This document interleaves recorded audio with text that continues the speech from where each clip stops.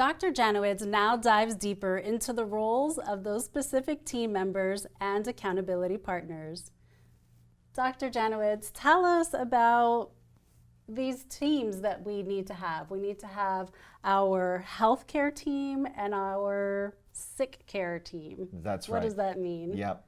So if you think about this, say like a football game, right? You have the two teams. We got the Super Bowl right now at the time of this filming coming up here, right? And so most people think about a healthcare team as just their primary care doctor and maybe a specialist or two. But what you really want to do, and what I encourage the listeners to think about, is that having really two teams. You should have a healthcare team and you should have a sick care team.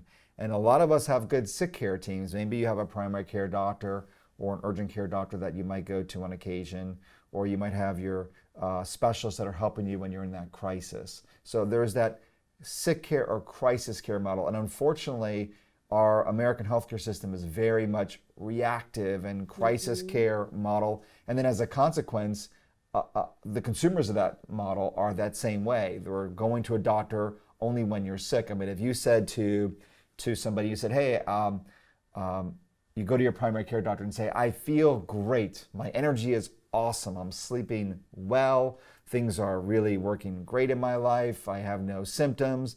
That doctor is pretty much going to say, well, why are you here, right? Right. There's no point in like, okay. And so that is a sick care doctor is not really capable or has the tools in the tool just to be healthcare team. And your healthcare team is doctors or other providers too that are looking and saying, how can I take somebody from good to great?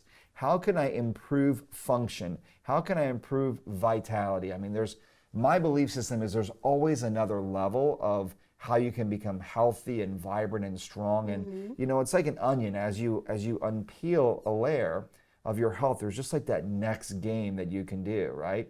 And so that's real important. And the truth is, as you get older in life, you have to work harder. And we talked about that in other episodes too, that every decade it's actually, you have to work more to get the same result. So you have to always have that. So your healthcare team can consist of people like a chiropractor. And so I'd be remiss to not share the importance of chiropractic. Of course. Chiropractors have been really, people enter the chiropractic model in terms of typically a crisis. So they come into us maybe as a crisis care or sick care model where maybe they have some sort of ache or pain or they can't walk. I call them curbside kind of service patients. But then the true value of what chiropractic is about making sure that the nervous system is working at its highest level, at your God-given potential. So our job is to remove the interference in the nervous system to allow your body to fully express itself. So a healthcare team member is looking, how can I help you fully express yourself? I view my personal trainer as a part of my healthcare team. I'm not dealing with any sort of issue. I just want to keep my body at a high level because I really value function and performance. I view my wife as part of my healthcare team. You know what I mean? I mean, people say, well, are you vegetarian? Are you, what kind of, how do you eat? And I say, well, I'm a wife-itarian. I'm a flexitarian. You're a flexitarian? I'll eat whatever my wife makes and whatever she's into, but fortunately, she's very health conscious. Right. So she's really good with supplementation and making sure everything is set up, and she really creates that environment. So she's part of my healthcare team. And so you have that, and you can have nutritionists can be part of it, right? You can have counselors. So you have all these areas that are your healthcare team. So if a person is helping you to not just manage a symptom or a crisis, but helping you get to your best, that's your healthcare team. And then if somebody is helping you get out of a crisis, that could be your primary care doctor, that can be an emergency room physician, that could even be like a GI doctor, right? A cancer doctor. There's so many different ways. Those are essential as well, and those are necessary. So it's not that one is more valuable than the other, because you need them both. You have to have both teams. But the truth is, the more that you spend and invest time and energy on your healthcare team, the less often you'll be in crisis. It's like, right? The more that I prepare in life, the less emergencies that I have. It's ultimately a balancing scale. Yes. I really like this chapter a lot because it's really one of the golden nuggets of your book. Most people think only of a healthcare team, but they have a different definition of what that is. Yes. When in reality, for the average person, it is a sick care team, like you said. Yeah. So this is a crucial part of the book where a person can have that paradigm shift about taking control of their health and creating that balancing act. Absolutely. So what you want to be thinking about is when you're looking at people and you're looking at the different areas in your life, you want to go, well, how deep is my bench, right? How deep is my bench? So if you look at, we talked about in the last segment, we talked about your mentors. Well, how deep is your mentor bench, right? Do you have the leaders, the people you admire, people you aspire, not necessarily to be like them, but to have the results and success that they have in your own way, according to your power and to your purpose. But how deep is that bench? And then how deep is your healthcare team? And how deep is your sick care team? And if you're constantly dealing with managing illness and have chronic health issues, you have to ask yourself, do I really have a healthcare team or do I just have a sick care team? Right. Am I managing and controlling an illness? Am I doing, say, pain management, or am I doing ways to improve health by correcting the cause of the problem, right?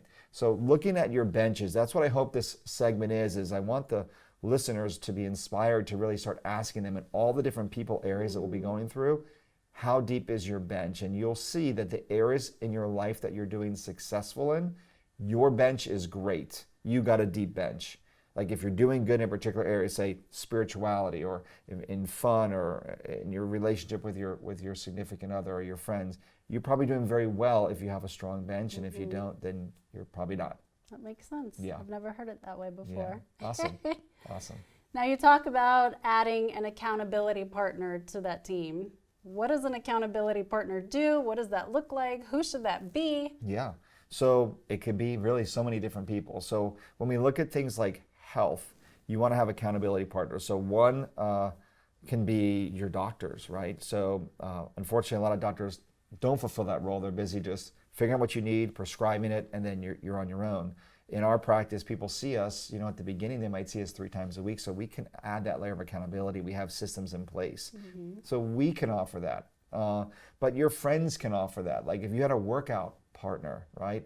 That's really key. Or a trainer can serve as an accountability partner, or a nutritional coach, spiritual leader. If you look at in the realm of spiritual health, you can have a small group, say in your church, right? So you have those things. So accountability is so important. We as people, we are meant to connect with people, and having that accountability is just, it makes it that you have to be accountable. And when oftentimes the areas where I have failed in life, like many of us have, if you look, we probably didn't have much accountability to somebody to report to. And the research shows, we cited a very landmark study in the book that really talked about the results are not just a small shift, but a dramatic shift if you have somebody that you're accountable to and that you have to report to on a interval basis. Right. That's how you really are able to achieve results. So accountability just works. And it can be awkward at first, right? Yeah. It's a shift in habits. Yes, so absolutely. It can be a little uncomfortable in the beginning, but it's well worth the effort. 100%. 100%. Now, this is a hot topic. Okay. Where do you stand on cost versus investment when spending money on your health? Sure. Well, it's interesting because, we'll ask patients, if they have any concerns or anything like that. And sometimes people's concerns are time because everybody is busy, right? And then the other part is that people, have limited funds or where they can put towards things. And so as, this becomes a matter of belief, right? And that talks about it. That's in our power section that we talked about earlier. But my belief is that our health is our most important aspect of our life because we cannot be to our full potential if we don't have our health. Like I can't be a great husband to my wife if I don't have great health, or a great father to my children. So I always view my health as an investment and not a cost. And I really want to encourage the people that are listening to this that you need to make those financial investments, time, energy, and finances in your health. And, wherever we put our money is where we value. But if you look at it as an investment and not a cost, you will get such dividends in your life that will just completely pay off. I agree. And I do have this conversation with a lot of people. Yeah. And I often tell them either you're going to spend the money anyway in the beginning or at the end. That's right. You choose.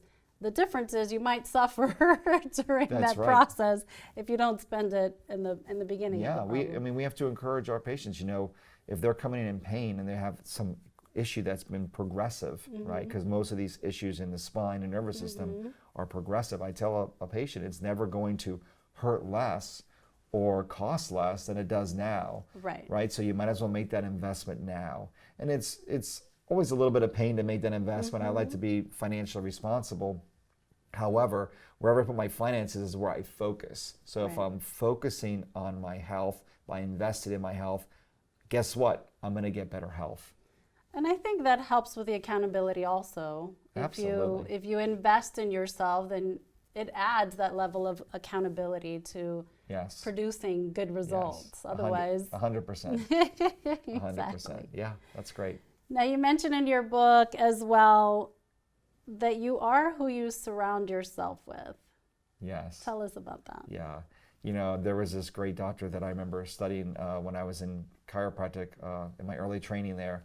And he said, you can't stick your hand in a pot of glue without something sticking, right? And so we become who we are, who we surround ourselves with.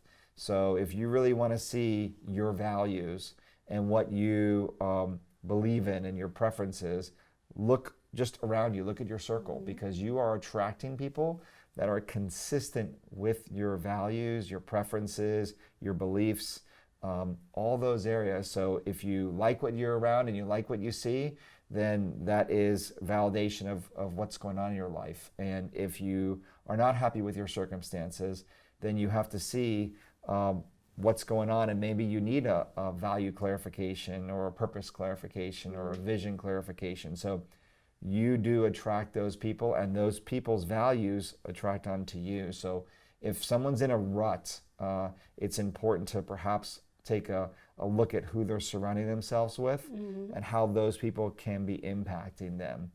I tell people, I've had them do this exercise where they can write down all the people that are involved with their health.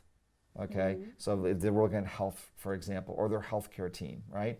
And you can say, okay, write their names down, and then put a plus sign or a minus sign. Are they a positive impact or a negative impact on their life? And if you have, and you look that up and you total those numbers and you see what it is, if it's a positive number or a negative number, you probably determine how successful you are in that area or how motivated you are to go in that area too. And so one of the key factors that you can do is to systematically work on reducing those negatives. And that's a whole other episode and it's talked about in the book, but we do become who we surround ourselves with. Right. Well, I'm happy to be surrounded by you and your team. Thank you. This was a really powerful chapter. Thank you for so all much. this great information.